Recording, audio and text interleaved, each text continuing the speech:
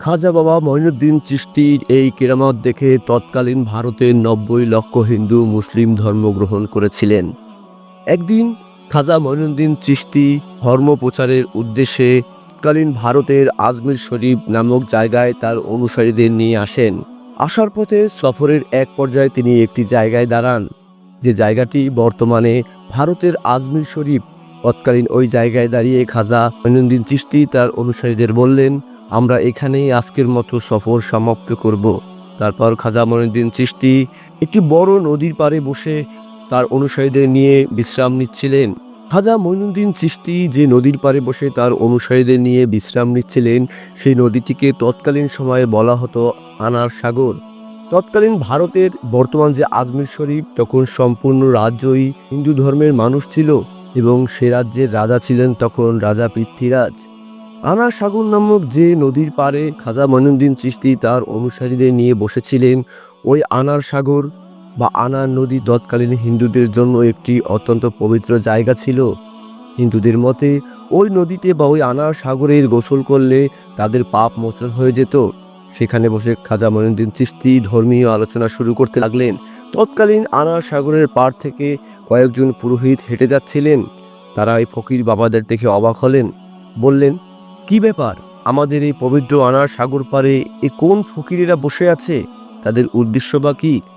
খাজা মঈনুদ্দিন চিশতি তার এক অনুসারীকে ডেকে বললেন, হে কাফি, তুমি আজান দাও, নামাজের সময় হয়েছে। এই বলে খাজা মঈনুদ্দিন চিশতি তার অনুসারীদের নিয়ে সেই আনার সাগরে অজু করলেন। এই ঘটনা দেখে তৎকালীন পুরোহিতরা অবাক হয়ে রইলেন। একজন বললেন, দেখেছো, তাদের স্পর্ধা দেখেছো? আমাদের পবিত্র আনার সাগর তারা স্পর্শ করেছে, আমাদের জল অপবিত্র করেছে। কোথাকার কোন ফকির বাবারা এখানে এসে আমাদের পবিত্র আনার সাগরকে অপবিত্র করে দিল? এই বলে তারা চলে গেল। একটু পরে সে আনার সাগরের পাড়ে নামাজ পড়লেন খাজা মঈনুদ্দিন চিশতি এবং তার অনুসারীরা। নামাজ শেষে তারা যখন বিশ্রাম নিচ্ছিলেন, বেশ কিছু উট নিয়ে একজন রাখাল সেখানে এলেন।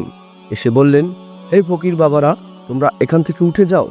এই জায়গায় রাজা পৃথ্বীরাজের উট বিশ্রাম নেয়, তোমরা এখানে কেন বসেছো? তোমাদের সাহস তো কম নয়। খাজা মঈনুদ্দিন চিশতি অত্যন্ত বিনয়ের সুরে বললেন, বাবা, এখানে তো অনেক জায়গা আছে, আমরা এখানে একটু বসে বিশ্রাম নিচ্ছি, তুমি অন্য জায়গায় তোমার উটকে বিশ্রাম নেওয়াও। যেহেতু রাজা পৃথ্বীরাজের রাখাল ছিল সে, এবং ওই উটগুলো রাজা পৃথ্বীরাজের ছিল, তার ভিতরে ক্ষমতা আর একটা দাপট ছিল। সে অত্যন্ত রাগে সুরে বললেন, তোমাদের সাহস তো কম নয়, স্পর্ধা কম নয়, রাজার উট অন্য জায়গায় কেন বসবে? এখানেই রাজার উট বিশ্রাম নিবে। তোমরা এখান থেকে উঠবে, যাকে আমি রাজার কাছে গিয়ে নালিশ করব। এই বলে খাজা মঈনুদ্দিন চিশতিকে অকথ্য ভাষায় গালিগালাজ দিতে লাগলেন। খাজা মঈনুদ্দিন চিশতি তার অনুসারীদের নিয়ে বললেন, ঠিক আছে, চলো আমরা অন্য পাশে গিয়ে বসি। তারপর পরদিন সকাল হলো, রাখাল তার উটগুলোকে ওঠানোর জন্য সেখানে এলো, কিন্তু সে আশ্চর্যজনক একটি ঘটনার সাক্ষী হলো। দেখলো একটি উট তো উঠে দাঁড়ানো দূরের কথা, কোনো উটই নড়াচড়া করছে না। সে অবাক হয়ে গেল, হায় আল্লাহ, এ কেন হলো? অনেক চেষ্টার পরেও সকাল গড়িয়ে দুপুর হলো, কিন্তু উট উঠছে না। রাখাল ভয় পেয়ে গেল, দৌড়ে রাজা পৃথ্বীরাজের কাছে গেল, গিয়ে বলল, হে মহামান্য রাজা, আমার উটগুলো উঠছে না সেখান থেকে। রাজা বললেন, কেন? সে বললেন, গতকাল বিকেলে কিছু ফকির বাবা ওখানে বসেছিল, আমি তাদের ধমক দিয়ে ওখান থেকে উঠিয়ে দেই। আজকে সকালে যখন আমি উটগুলো ওখানে বসাই, কোনো মতেই উটগুলো উঠে দাঁড়াতে পারছে না।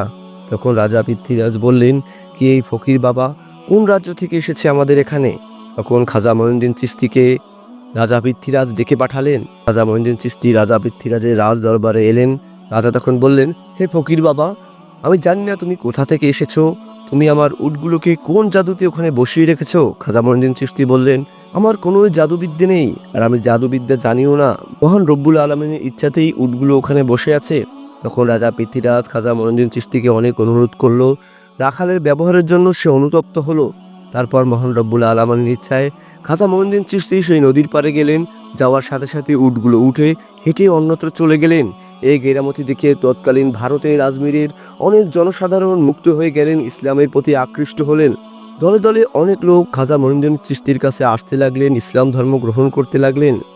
এরপর কিছু পুরোহিত রাজা পৃথ্বীরাজের কাছে এলেন, এসে বললেন, হে মহামান্য রাজা, ওই ফকির বাবা আজমিরি যা শুরু করেছে, তাতে তো কিছুদিন পরে কোনো হিন্দুদেরই অস্তিত্ব থাকবে না। অনেক লোক তার ইশক, তার প্রেম, ইসলামের প্রতি ভালোবাসায় মুগ্ধ হয়ে গিয়েছে তার কেরামত দেখে। তাছাড়া আমরা প্রতিদিন যে আনার সাগরে গোসল করে আমাদের পাপ মোচন করি, সেখানে তারা নিয়মিত 5 বার অজু করছে, আমাদের পানি অপবিত্র করছে। আপনি কিছু একটি করুন। রাজা পৃথ্বীরাজ তখন খাজা মঈনুদ্দিন চিশতিকে ডেকে বললেন, হে খাজা মঈনুদ্দিন চিশতি, হে ফকির বাবা, তুমি আর এই আনার সাগরের পানি স্পর্শ করবে না, তোমার অনুসারীরাও যেন না করে। তারপর খাজা মঈনুদ্দিন চিশতি সেখান থেকে চলে যাওয়ার আগে বলল, ঠিক আছে, আমি শুধু 1 ঘটি পানি আনার সাগর থেকে নিতে চাই। রাজা বলল, ঠিক আছে, ওই 1 ঘটি পানির পরে তুমি আর কখনো আনার সাগরের পানি স্পর্শ করবে না, এটি আমাদের জন্য অত্যন্ত পুণ্যের একটি স্থান। তারপর মঈনুদ্দিন চিশতি 1 ঘটি পানি নিয়ে অন্যত্র চলে গেলেন। সাথে সাথে আল্লাহর ইচ্ছায় আশ্চর্যজনক একটি ঘটনা ঘটল। সমস্ত আনার সাগরের পানি শুকিয়ে গেল, আনার সাগরের তলদেশ দেখা গেল। সমস্ত আজমির জুড়ে হাহাকার লেগে গেল। হিন্দু পুরোহিত সহ সকল হিন্দুরা অবাক হয়ে গেলেন, হায় হায়, আমাদের পবিত্র আনার সাগর শুকিয়ে গিয়েছে। পুরোহিতরা দৌড়ে পৃথ্বীরাজের কাছে চলে গেলেন। রাজা পৃথ্বীরাজ অবাক হয়ে সকল ঘটনা শুনলেন। সাথে সাথে দৌড়ে রাজা পৃথ্বীরাজ খাজা মঈনুদ্দিন চিশতির কাছে গেলেন। তিনি বুঝতে পারলেন তাকে আনার সাগর থেকে পানি নিতে না দেওয়ায় এই অবস্থা হয়েছে। রাজা পৃথ্বীরাজ তার ভুল বুঝতে পারলেন, তার কাছে ক্ষমা চাইলেন।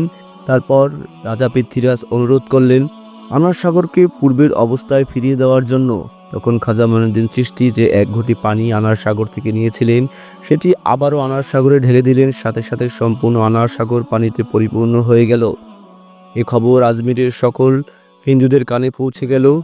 ইসলামের এই আধ্যাত্মিক ক্ষমতা থেকে, ইসলামের প্রেমে তৎকালীন প্রায় 90 লক্ষ হিন্দু মুসলিম ধর্ম গ্রহণ করেছিল। প্রিয় বন্ধুরা, আমাদের ভিডিওটি ভালো লাগলে চ্যানেলটিকে সাবস্ক্রাইব করে রাখবেন। নতুন নতুন ইসলামিক ভিডিও পেতে আমাদের চ্যানেলের সাথে থাকুন। ধন্যবাদ।